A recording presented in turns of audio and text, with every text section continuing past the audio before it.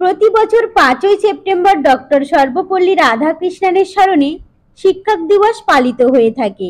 শিক্ষক দিবস উপলক্ষে দেশের বিভিন্ন প্রান্তের শিক্ষক শিক্ষিকাদের সম্মান জানিয়ে আমি একটি বক্তৃতা উপস্থাপন করছি।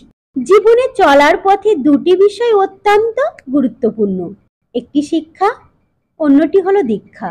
দীক্ষা পরিবারের তরফে আসে আর শিক্ষা আসে শিক্ষকের তরফে। তবে পরিস্থিতি অনুযায়ী বহু সময়ই শিক্ষকের থেকে তার প্রিয় ছাত্রছাত্রী পেয়ে যান দীক্ষাও।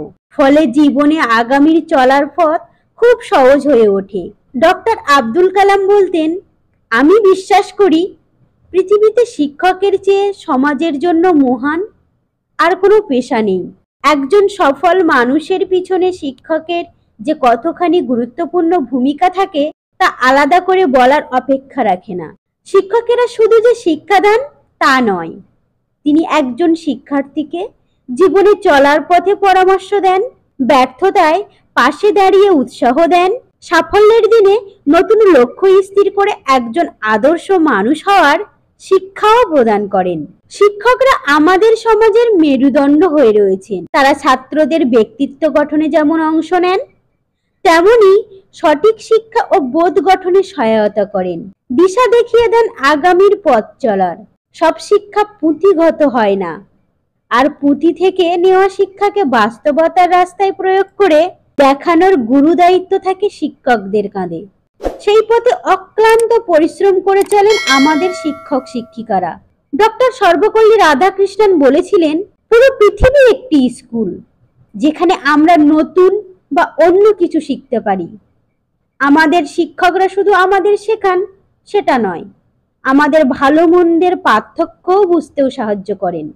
দেশের আদর্শ নাগরিক হিসাবে ছাত্রদের গড়ে তোলার ব্রত নিয়ে শিক্ষকরা নিজেদের মতো করে পথ চলেন, দেখিয়ে দেন সঠিক আর বেঠিকের রাস্তা। জাতির শক্তি বৃদ্ধি করতে, বিশ্বকে আরো বলিষ্ঠ করতে শিক্ষকদের অবদান অতুলনীয়। শিক্ষকের স্থানের সঙ্গে অন্য কারোর স্থানের তুলনা হয় না। জীবনে চলার পথে অভিভাবক হিসাবে মা বাবার গুরুত্ব ততটাই শিক্ষকের গুরুত্ব। প্রকৃতপক্ষে শিক্ষক দিবস উদযাপনের উদ্দেশ্য হলো শিক্ষকদের সঙ্গে শিক্ষার্থীদের পারস্পরিক স্নেহের বন্ধনকে আরো দৃঢ় করা। এই সম্পর্ক যত মজবুত হবে, ততই একটা সুন্দর এবং সুস্থ সমাজ গড়ে তোলা সম্ভব হবে।